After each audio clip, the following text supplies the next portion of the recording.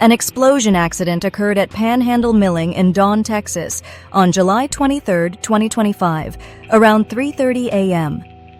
The incident took place at 4805 FM 809, southwest of Amarillo. According to investigators, 36-year-old Melissa Mungia and others were working at the plant when the explosion happened. The blast caused a building to collapse. Emergency responders found Melissa Mungia deceased at the scene. OSHA later identified 48-year-old Michael Evans as another victim. 3 other workers were taken from the site with reported burn injuries. Their current conditions are unclear. Additional details about the accident have not been released.